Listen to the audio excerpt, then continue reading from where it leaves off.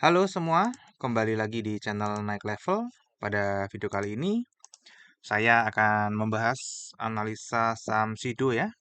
Eh, sudah rilis laporan kuartal 1 2023 tanggal 28 April dan hari ini tanggal 3 Mei. Hari Rabu harganya naik 1,26% ke 805. Untuk performance harga sahamnya ini kalau jangka panjang sedang naik teman-teman ya. 1 tahun sedang minus. Kemudian jangka menengah nih juga sedang naik, jangka pendek sedang turun. Ya, untuk year to date tahun ini sendiri sudah naik 6,62% dan tertingginya pernah di 1070 setahun terakhir dan terendahnya di 630. Jadi ini harganya mulai merangkak ke atas teman-teman ya. Nah, seperti biasa nanti kita akan bahas saham situ ini dari 4 analisa. Yang pertama analisa fundamental, kita akan bahas gambaran umum dan kinerja perusahaan secara umum seperti apa. Kemudian dari seasonality biasanya bulan-bulan apa saja saham ini naik dan turun.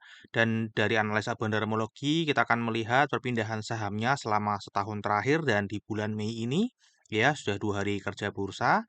Kemudian dari technical kita akan mereview analisa technical yang saya sudah upload juga videonya sebulan yang lalu kalau nggak salah atau 2 bulan yang lalu.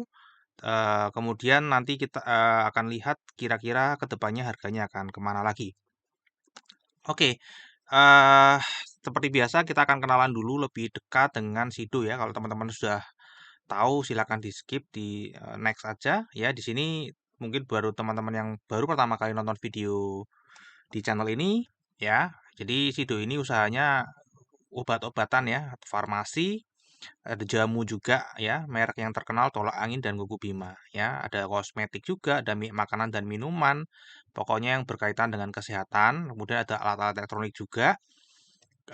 Dia juga ada perdagangannya teman-teman ya, impor dan ekspor karena dia juga ekspor juga produknya. Ada keagenan, leverensir, grosir, menjadi supplier juga dan distributor juga. Ya, ada ekspedisi. Jadi ini sudah dari hulu ke hilir gitu ya teman-teman ya.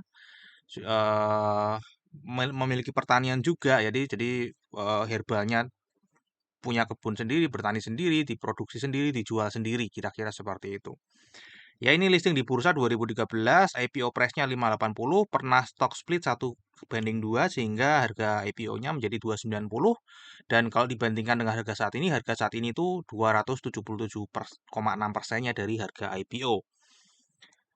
Nah ini sekilas mengenai produknya karena dia ada 300 jenis produk jadi saya nggak mungkin menampilkan semuanya ini kira-kira yang terkenal ya teman-teman bisa lihat di webnya sendiri sudah muncul di web sudah muncul ada ya produknya ada 300 lebih.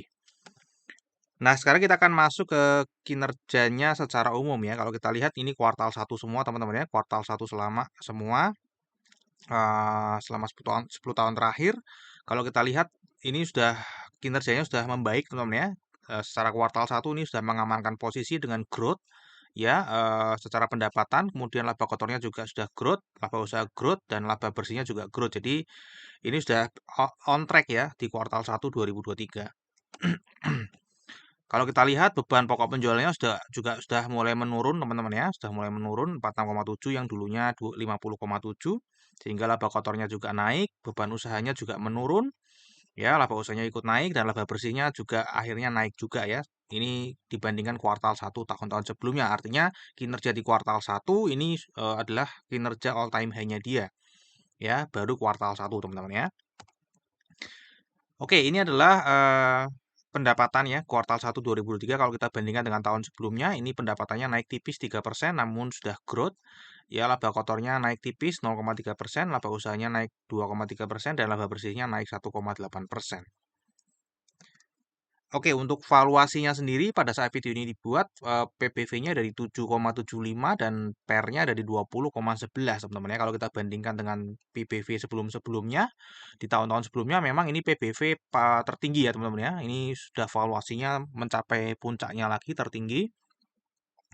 Sedangkan untuk PER memang belum yang tertinggi ya karena tadi kinerjanya naik ya, namun harganya naiknya belum sesignifikan dari kenaikan kinerjanya sehingga PER-nya masih sama dengan tutup tahun 2022 ya untuk namun untuk PBV-nya sudah eh, lebih tinggi lagi karena kemarin sempat bagi dividen ya. Otomatis kan ekuitasnya atau book value-nya turun.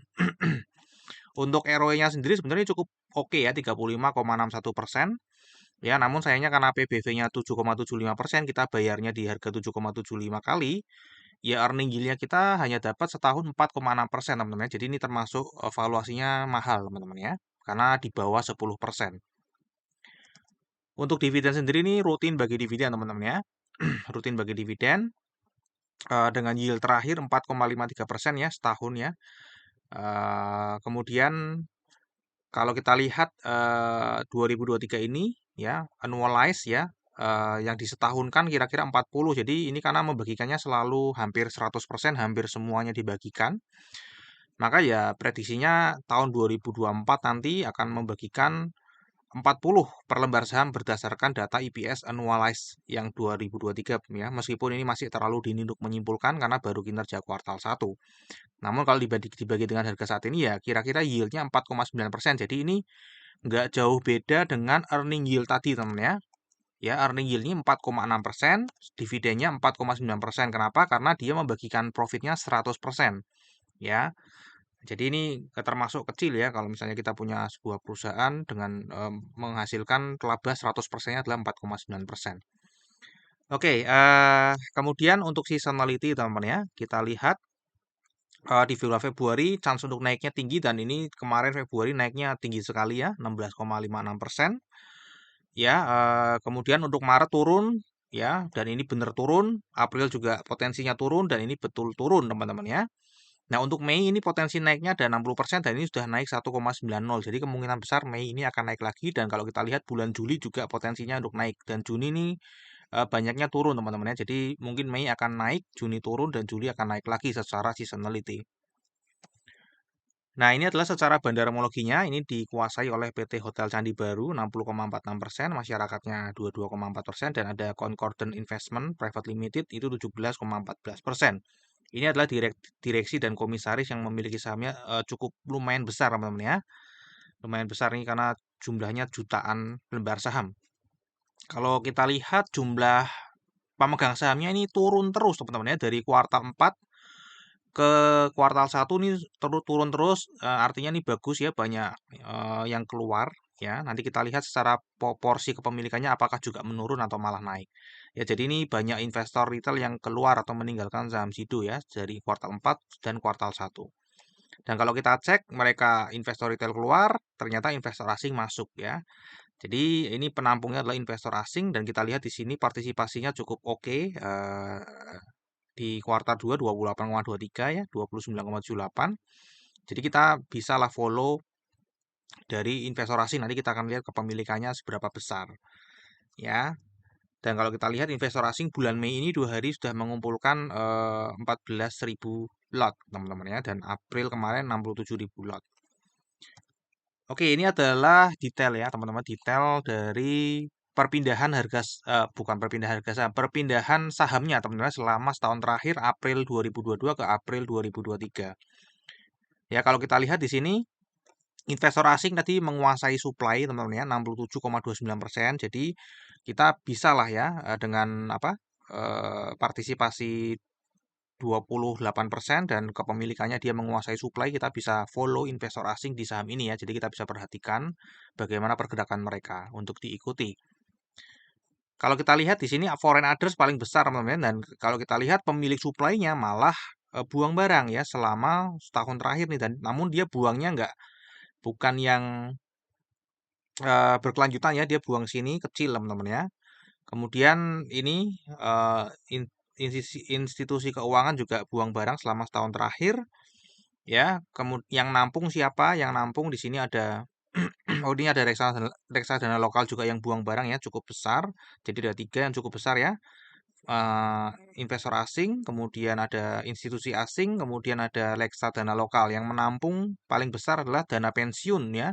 Dana pensiun asing ini menampung, kemudian asuransi lokal ini juga menampung, namun terakhir ini sudah mulai buang barang ya. Kita lihat di sini menuki ke bawah. Secara overall ini sedang distribusi teman-teman ya. Namun kalau kita lihat secara detail, ternyata distribusinya ini dalam setahun terakhir hanya ada di bulan April, Mei, Juni, Juli. Juli ke Agustus. Setelah itu dia turun dan ini mulai terlihat mulai naik lagi teman-teman ya. Investor asing mulai naik lagi ya. Kalau kita lihat secara sepotong ya lebih detail. Namun kalau kita rangkum setahun terakhir memang terlihat sedang distribusi. Nah, ini adalah insider teman-teman ya. Jadi ada pengendali yang melakukan transaksi di mana Hotel Candi Baru tadi ini pengendali dia memindahkan sahamnya ke Core Cotton Investment dan di tanggal 5 April 2022 ini buang barang 1,2 M ya atau berkurang 4%. Nah, ini bulan Mei, sorry ya, bulan Mei, teman-teman. Bulan Mei harga sudah mulai mantul naik karena kalau kemarin kenaikan ini investor asing buang barang ya, dan ini sebenarnya hari ini harusnya hijau, namun ini belum update ya. Harusnya hijau karena ini saya update di sekuritas lain ya. Untuk tanggal 2 memang dia ada net sell 3,9 M. Namun ini sudah mulai buy di hari ini, sudah mulai terlihat akumulasi dan harganya naik ya, 5,1 M. Ini adalah analisa teknikal yang saya sampaikan tanggal 10 Februari ya pada saat saya upload video ini sebelumnya. Tanggal 10 Februari di mana waktu itu harganya masih 800 ya, dan ini saya lihat ini sedang eh, ranging aja, ranging di sini, kemudian dia membentuk pola uptrend ya, namun belum terkonfirmasi.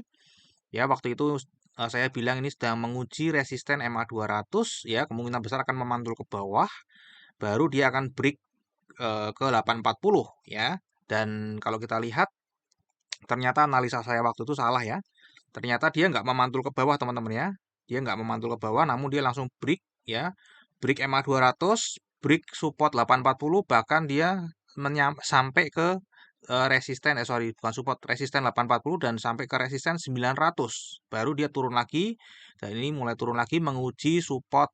Sekarang jadi support, yang dulu jadi resisten sekarang jadi support, menguji support MA200 teman-teman ya. Dan kalau kita lihat kira-kira harga sahamnya akan bergerak kemana teman-teman ya. Ya, ini kemungkinan karena ini sedang seperti ini teman-teman ya. Ini membentuk pola downtrend teman-teman ya. Kemungkinan ya dia akan tetap naik di sini ya. Akan naik ke 840, kemudian dia akan turun ke 760. Jadi kemungkinan tadi kan kalau kita sambungkan dengan seasonality, bulan Mei ini dia tetap akan naik ya. Bulan Mei akan tetap naik. Nanti turunnya akan di bulan Juni ya. Mungkin di bulan Juni akan turun sampai 760, namun di bulan Mei ini kemungkinan besarnya akan naik. Ya, karena tadi juga sedang proses akumulasi di 2 hari pertama. Jadi dia Mei akan naik, Juni akan turun, kemungkinan turunnya ke 760 teman-teman ya. Ini coret-coretan atau seru-seruan aja teman-teman ya. Kalau kalau nggak ada ini kan nggak seru ya. Oke, kita akan masuk ke risamnya. Untuk fundamental, jadi kinerja jangka panjangnya sudah naik ya, sudah mulai pulih di kuartal 1 terutama, kinerja jangka pendeknya naik. Kemudian valuasi masih terbilang mahal, ini rutin bagi dividen dan forecastnya di 2024, sorry 2024 itu nanti 4,9% kalau berdasarkan data pada saat video ini dibuat. Untuk seasonality, peluang naiknya dari bulan ini, bulan Mei dan Juli ya. Nanti Juni kemungkinan besarnya akan turun dan bulan Juli akan naik lagi. Untuk bandar homologi tadi secara setahun sedang terlihat distribusi, meskipun kalau kita potong secara detail tadi sebenarnya dia sudah mulai akumulasi ya, karena distribusinya sudah terjadi sudah cukup lama. Ya, namun secara overall masih terhitung distribusi. Kemudian 1 sampai 3 Mei ini sudah terlihat mulai akumulasi dan akumulasinya dimulai per hari ini karena kemarin masih distribusi. Untuk technical, kalau sebelumnya menguji resisten MA200, sekarang menguji support MA200 karena dia sedang ada posisi membentuk pola downtrend dalam jangka pendek, teman-teman ya. Oke, terakhir disclaimer, jadi analisa yang saya bagikan di YouTube ini adalah analisa saya pribadi yang tentu saja juga bisa salah. Jadi ini bukan ajakan jual atau beli saham Sido. Silahkan teman-teman pakai video ini sebagai second opinion sebelum memutuskan untuk menjual atau membeli saham Sido. Teman-teman tetap wajib harus melakukan analisa sendiri. Mungkin sampai di sini dulu analisa saham Sido. Semoga bisa bermanfaat dan kita akan ketemu lagi di video yang berikutnya.